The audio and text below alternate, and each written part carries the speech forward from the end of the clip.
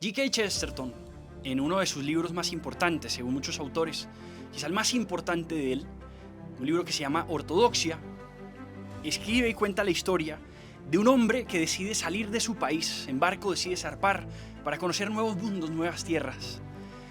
Y a este hombre le pasa algo particular, y es que, sin darse cuenta, llega a puerto en su propia tierra, pero no lo descubre, no se da cuenta. Quiso conocer nuevos países y sin darse cuenta, llega a su propio país.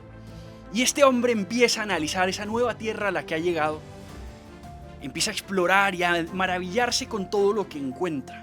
Y se demora mucho tiempo en darse cuenta que en realidad estaba en su propio país. Y este hombre, Chesterton, analiza el comportamiento de él y dice: ¿cómo es posible que en este hombre al tiempo se conjugue la gran sensación de sentirse en casa de manera misteriosa? Dice: esto es demasiado parecido a donde yo estoy, al tiempo de sentirse absolutamente extraño, como conociendo algo absolutamente nuevo, distinto. Y dice él que ojalá pudiera uno tener esa misma experiencia con lo propio. Muchos de nosotros, él lo usa para explicar su propia fe y su reencuentro con la fe.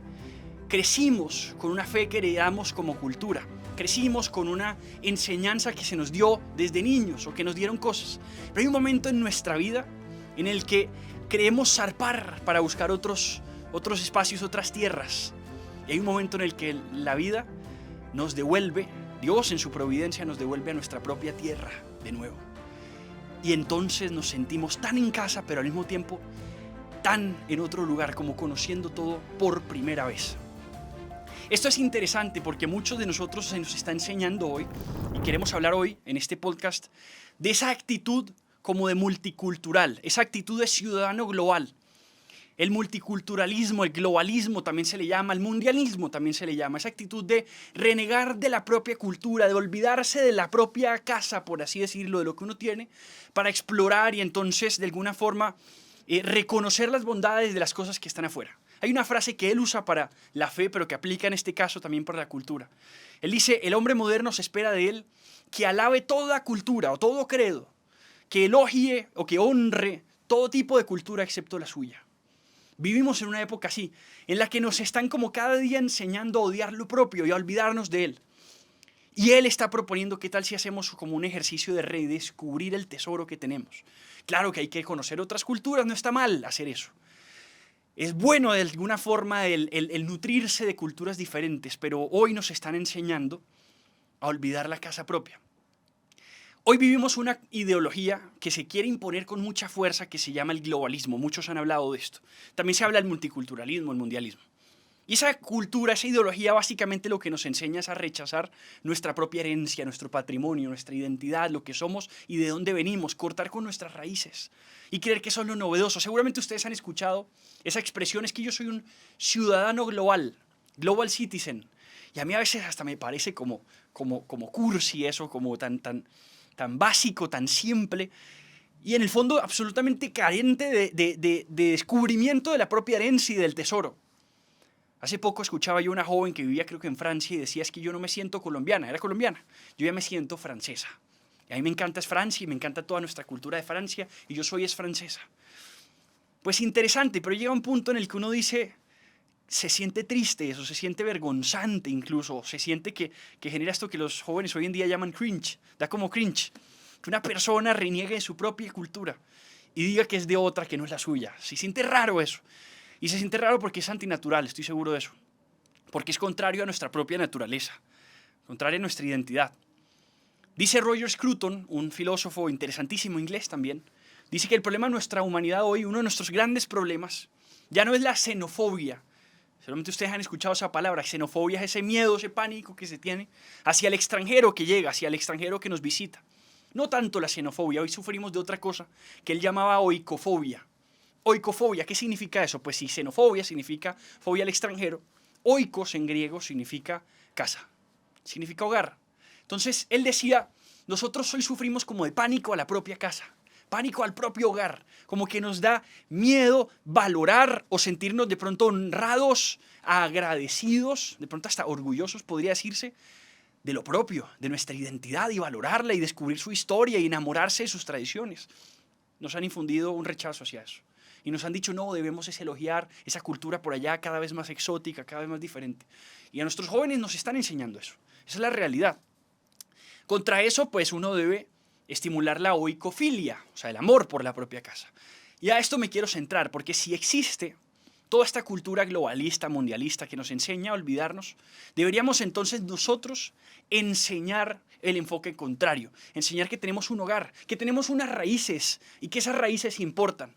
Por allá otra mujer, perdónenme que cite a tantos autores, se llamó Simone Weil, una mujer que escribe un libro de ella que se llama Sobre la gravedad y la gracia, sobre la gravedad y la gracia, y ella enseña que hay algo que se llama las raíces. El arraigo le llama ella, el arraigo. Todos los seres humanos necesitamos arraigo. O sea, necesitamos tener raíces, pertenecer, tener vínculo con algo. Y hoy en día nos están cortando esa pertenencia. Y ella dice que arraigo es toda esa sensación de vínculo, de pertenencia con lo que somos, con lo que soy, con mis parecidos, con mis cercanos, con el barrio, con la patria. Todo eso es valioso, pero imagínense ustedes qué pasaría si una flor está recién cortada. ¿Qué pasa? Imagínate una flor recién cortada. Esa flor recién cortada es hermosa, es perfecta, es preciosa, a la vez sí está llena de vida. Y esa flor que recién cortaste la puedes regalar a alguien y emociona, agrada. Pero tiene una característica esa flor recién cortada. Y es que esa flor está destinada a marchitarse, a secarse y a acabarse. Así con un país, así con un ser humano, así como una cultura y una nación. Cuando una nación, una cultura, una persona corta con sus raíces, pierde su arraigo, o sea, olvida sus antepasados, su herencia, y empieza a pensar en otras cosas. El problema es que no sobrevive, porque ninguna cultura sobrevive a ese desarraigo espiritual, cultural, moral. Ninguna cultura sobrevive si rompe con lo anterior, con sus antepasados. Y esto de alguna forma es, por así decirlo, el diagnóstico de muchos de nuestros países. Hoy en día nos enseñaron a romper con lo pasado. Nos dijeron, no, eso de todo tiempo pasado fue mejor, no, al revés. Más bien, convivamos con algo que se llama el adanismo. ¿Qué es eso del adanismo? Refundemos las cosas, fundemos de nuevo nuestro país. Hagamos esto una sociedad absolutamente nueva. Acá se ha mencionado mucho. Esa revolución cultural, esa guerra cultural de Mao Zedong, cuando dijo, mi guerra es contra los 4 viejos. La vieja cultura, hábitos, ideas y costumbres. Esa guerra contra las viejas costumbres, los viejos hábitos, eso existe. Y muchos gobernantes, muchos líderes tienen ese propósito. El propósito de refundar el país, de crearlo de nuevo. Todas estas ideas de asambleas constituyentes tienen mucho de eso. Todas estas ideas de reescribir nuestra historia tienen mucho de eso. Todas estas ideas de cambiar nuestros símbolos tienen mucho de eso. En el fondo, cortar la flor, porque la flor se ve hermosa cuando nos sentimos autores de ella. La flor se ve espectacular, nos sentimos muy progresistas y nos encanta nuestra condición de líderes progresistas que hemos creado la historia desde cero. Uno se siente refundador, uno se siente Adán. El problema de eso es que se va secando, se va muriendo, porque se va perdiendo la gratitud que teníamos. ¿En qué consiste al final del día la gratitud con la historia? Y esto es importante. ¿Por qué debemos agradecer a nuestros antepasados? Por una razón muy sencilla. Porque está primero que todo en la Biblia, de hecho, en las Escrituras es como el único texto que tiene bendiciones, por así decirlo. Honra a tu padre y a tu madre y te irá bien. De ahí viene también el don de la piedad. La piedad indica que uno debe amar a Dios, amar a la familia, a nuestros padres y amar a la patria. Y los romanos se inventaron esto de la piedad hablando de los deberes de piedad. Los deberes de piedad son una especie de deberes no obligados, pero deberes de gratitud. Los romanos decían, tenemos unos deberes de gratitud con los dioses, de gratitud con nuestra familia, nuestros padres, gratitud también con la patria. O sea, la tradición, por así decirlo, la gratitud, el arraigo, en el fondo es eso. Es comprender que aquellos que me precedieron me dejaron algo que debo conservar. Es comprender que un árbol es muy difícil de levantar, muy fácil de tumbar. Como decía también Roger Scruton, es fácil destruir, pero muy difícil construir. Y muchas veces lo que nos falta a nosotros es eso. Un ejercicio de agradecimiento con nuestros pasados, pero no solamente agradecimiento con nuestros pasados, sino también de responsabilidad con el futuro. Chesterton habla de estas dos. Él habla de la democracia de los muertos. Él dice que nosotros debemos involucrar en nuestra vida no solo las decisiones de los presentes, los que están con nosotros, sino las decisiones de nuestros pasados y también, en ese sentido, cuánto afectan esas decisiones a los futuros, el legado que les dejamos a nuestros hijos. Es decir, nosotros pertenecemos a comunidad, no solamente a una sociedad de vivos, a las personas que están con nosotros. Pertenecemos también a una sociedad que nos dejó un edificio levantado para que nosotros termináramos de construir. Una sociedad de muertos, de gente que ya nos entregó una herencia, un patrimonio, una cultura, unas tradiciones. Y que a esas costumbres nos corresponde, así como honras padre y madre, honrar sus tradiciones. La tradición, decía alguien, no es la preservación de las cenizas, sino la transmisión del fuego. Alguien nos entregó el fuego y nosotros debemos ahora transmitirlo. De ahí vienen esas dos palabras, patria y nación. Patria viene de patris, nación viene de natus. O sea, patris, nuestros antepasados, nuestros padres. La patria es eso, la patria es nuestra herencia de los antepasados, lo que nos dejaron a nivel material, cultural, espiritual, de costumbres, de hábitos y de tradiciones. Todo eso, el arraigo. Pero al tiempo natus, o sea, nación habla del futuro. Es decir, lo que le vamos a dejar a esos que nacen. Nación comparte, digamos, etimología con nacimiento. Los que nacen, los que nos preceden, ¿qué le vas a dejar a tus hijos? Y por ahí escuchaba yo una frase alguna vez que decía: las guerras que libramos hoy son el mal que le evitamos mañana a nuestros hijos. Seguramente te van a tocar muchas cosas que hacer por tu patria. No solamente las haces por asegurarte a ti un futuro, sino por asegurarle a tus hijos y a tus nietos y a tus bisnietos y a esos que ni siquiera sabrán de tu existencia. Pero les aseguraste una patria con costumbres sanas, saludables, con libertad, con virtudes, como nuestros antepasados nos la dejaron a nosotros, con sus defectos y errores, pero también corregir esos defectos, enmendarlos, purificarlos, levantarlos. Todo eso es nuestra patria y todo eso es el amor por la propia casa. Y nosotros necesitamos como esa experiencia que narraba Chesterton, como aquel que dice: debo descubrir otra vez este país que me regalaron. Porque miren, hay una cosa que hoy pasa tristemente. Y esta ideología globalista se sirve de una actitud, de un sentimiento común en mucha gente hoy, en muchos jóvenes tristemente. Y es el sentimiento de la rebelión contra el regalo. ¿Qué significa eso? Queremos desechar, queremos negar todo aquello que no escogimos. Queremos romper contra todo aquello que se nos regaló. Y decir: yo es que esa herencia no la escogí y no la quiero. Pensemos en esto por un instante. Pensemos en la familia donde nacimos. Pensemos en la patria donde nacimos. Pensemos en el cuerpo con el que nacimos, el cuerpo que somos, porque no lo habitamos, no lo tenemos, somos cuerpo. Pensemos hasta en el propio nombre. Este tipo de cosas nadie las escogió. Tú que me estás escuchando seguramente no escogiste tu nombre, no escogiste tu familia, no escogiste tu patria, no escogiste el cuerpo que tienes. Vivimos en una cultura que nos está enseñando a rechazar todo eso y a ser nuevos creadores de todas esas cosas, como reidentificarnos, recrearnos, ser nuevos Adanes, fundar las cosas otra vez. Esa es la actitud de hoy.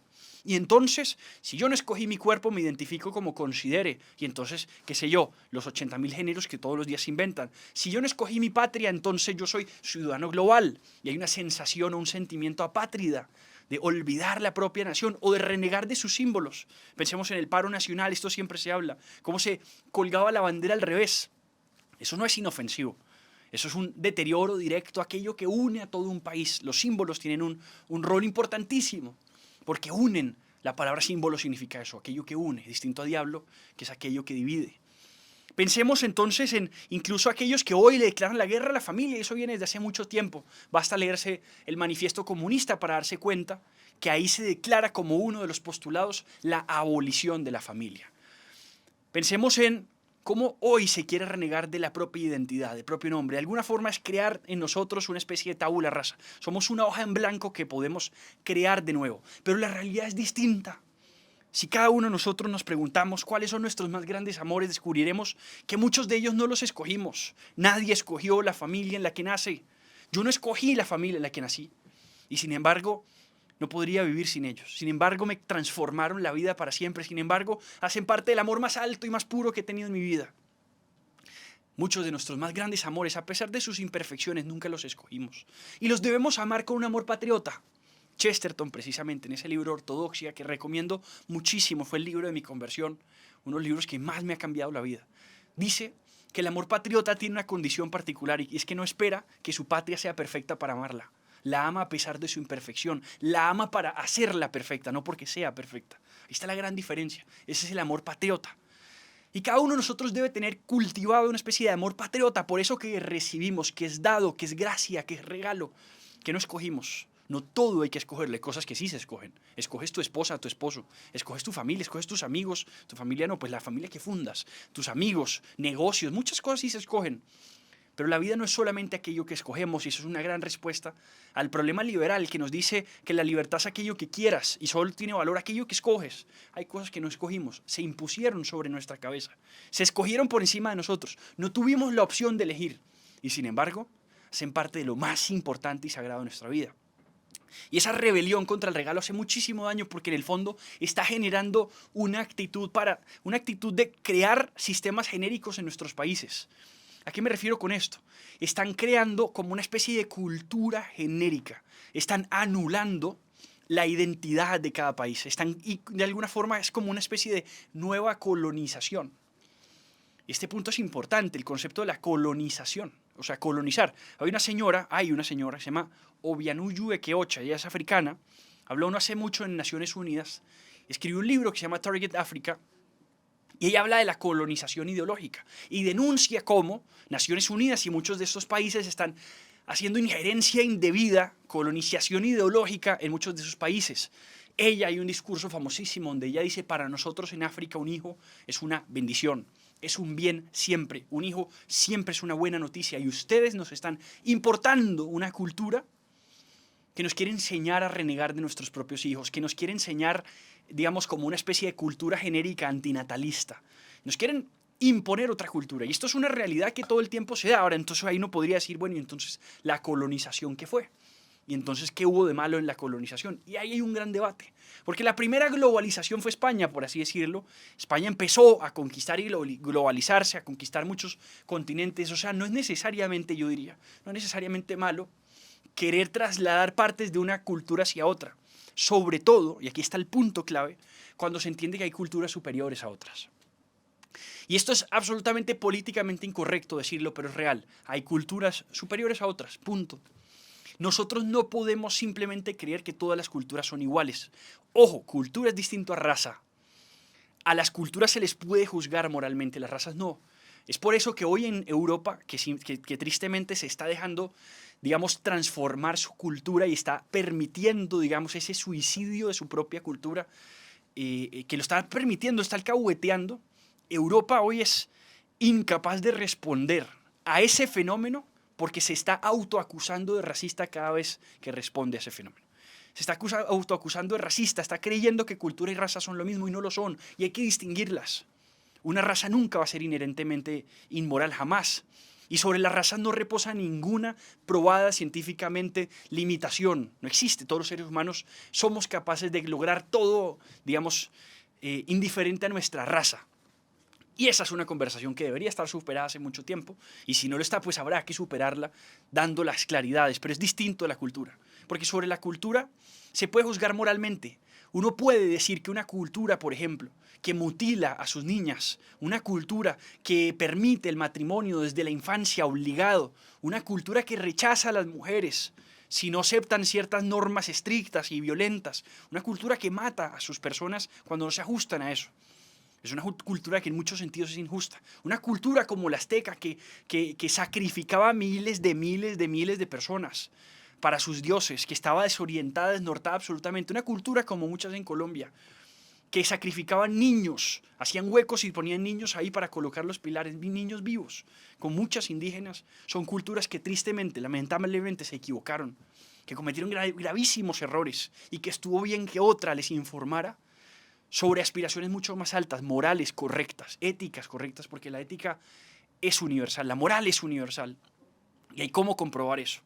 Y la forma de comprobarlo es que precisamente a pesar de los errores de todas las culturas, hay una intención común en todas ellas. A pesar de de las imposibilidades de estas culturas definir sus conflictos morales, hay una sensación de que esto moralmente es hacia este lado. Todas las culturas valoran la vida a pesar de que justifiquen, en muchos casos, acabar con la vida. Es precisamente las justificaciones que tienen que inventarse para el acabar con la vida, lo que te muestra que hay una ley natural que le dice que la vida no se acaba. Si no, no tendrían que inventarse una justificación para ello. Y esto aplica a todas. Lo que pasa es que muchas se equivocaron. Muchas fueron incapaces de encontrar esas soluciones y otras llegaron para informar. Pero lo que hoy uno ve, por ejemplo, en Europa es la incapacidad de responder con una cultura mucho más alta. Y uno ve, por ejemplo, un Richard Dawkins, ateo, en Inglaterra diciendo: ahora me considero un cristiano cultural. Y es en el fondo el aprecio por la rosa, pero esa rosa se secó porque él mismo se encargó de estirpar, por así decirlo, de cortar las raíces. No tienes la flor sin sus raíces, es imposible. No tienes el cristianismo cultural si no tienes esa fuerza espiritual que lo produce. Y ese es el gran error de un Richard Dawkins, que hace mucho tiempo en su libro The God Delusion llegó a decir que la fe no es simplemente, no es sino superstición, la fe no es sino algo que produce malas personas. Pues hoy a esas malas personas supuestas él las está extrañando cuando otra cultura se metió y se dio cuenta que esa cultura es bastante grave. Y ante todo esto nosotros entonces podemos responder que hay culturas más grandes y valorar nuestra cultura, y a ese intento de injerencia y de colonización ideológica, defendernos de ella, tener argumentos para contestar a ese fenómeno, porque es tremendo. Desde la Revolución Francesa no existe que gobernantes de países distintos gobiernen un país. Me explico. Antes de la Revolución Francesa era común encontrar un rey alemán gobernando en España, o reyes franceses gobernando en otros, y así sucesivamente, o reyes primos de una familia, de un país, pero que gobiernan otros países. Eso era común, era muy común antes de la Revolución Francesa. Después dejó de suceder, en gran medida el abad de Sieyès empezó a generar una doctrina un poco nacionalista, que empezó a, digamos, a permear todas las naciones, todos los países, y entonces el mismo concepto de soberanía de Bodino generó una ruptura, porque la soberanía era un término que se usaba hacia Dios y ahora se usa hacia los países. Interesante todo eso. Uno podría decir, bueno, no tiene del todo malo que un país lo gobiernen los que nacieron en ese propio país. Hasta interesante eso. De los muchos daños y errores y barbaridades que causó la Revolución Francesa, podríamos al final decir, pues bueno, está bien que esto pase. Hoy los gobiernos son, digamos, conformados solo por miembros del mismo país. No se conocen casi casos, y mucho el de México, del emperador Maximiliano, de Austria, pero fuera de eso muy pocos que yo recuerde de personas de otro país gobernando un país. Cada día es más claro que los gobernantes deben ser del mismo país. Pues con el globalismo pasa al revés. El globalismo nos está retornando a un fenómeno muy extraño en el que entidades internacionales no elegidas por nadie, no escogidas por nadie, como la OEA, la ONU, la OMS, o el Fondo de Poblaciones de la ONU y muchos otros, terminan diciéndole a los países qué hacer. O sea, terminan ejerciendo funciones como de gobernantes de otros países. Y ese es el fenómeno de hoy. Y ante todo eso, ¿qué nos queda a nosotros? Pues nos queda contestar, nos queda rebelarnos contra eso, nos queda afirmar nuestra propia identidad y nación cultural y decir, esta es nuestra herencia y la haremos respetar. Aquí un hijo es una bendición, aquí la familia se tiene en cuenta, aquí las tradiciones se valoran, aquí nuestra religión, nuestras creencias, nuestras costumbres y hábitos valen, importan mucho. Aquí la tradición se respeta. Y yo creo que eso está haciendo mucha falta. Yo creo que eso lo necesitamos hoy. Quizá no hay necesidad, o habría que ver, de hacer uso de palabras como la soberanía y todas esas que son inventos de otros, pero lo que sí hay que hacer es afirmar nuestra identidad, quiénes somos, quiénes son nuestros abuelos, nuestros ancestros, nuestros verdaderos ancestros, y a ellos serles gratos, y por gratitud con ellos y con su legado, defender lo nuestro, lo que nos pertenece. Yo creo que ese es el camino de la identidad nacional verdadera, distinto el patriotismo del nacionalismo. Juan Pablo II en su libro Memoria e Identidad lo aclara y dice que el problema del nacionalismo es que pretende garantizar unos derechos para sí como nación exclusivos y distintos del resto de naciones, mientras que el patriotismo le interesa que esos derechos que reclama para sí se ajusten también a sus demás países hermanos. Y hay una gran diferencia, debemos ser patriotas. El nacionalismo ha tenido ejemplos interesantes y valiosos, no se quitan también, ha tenido también muchos desastres. El patriotismo, bien entendido, bien ordenado, como gratitud a nuestros padres, como gratitud a nuestra herencia, tiene mucho, mucho que aportar, mucho bien que hacer. En el fondo es nuestra memoria importa, nuestra identidad importa. Es de bien nacidos ser agradecidos. Y con eso termino y dejo una idea para este podcast final. Nos vemos el próximo viernes como idea muy sencilla. Sé agradecido. Piensa en los que te precedieron, padres y abuelos. Cometieron errores seguramente, no son perfectos, nadie lo ha sido. ¿Cuánto de eso puedes rescatar? Dale continuidad a lo rescatable y ve limpiando y purificando aquello que estaba mal. Ser agradecidos. Esa es la idea que dejo final, porque el patriotismo nace de la gratitud. Muy bien, muchas gracias. Nos vemos el próximo viernes.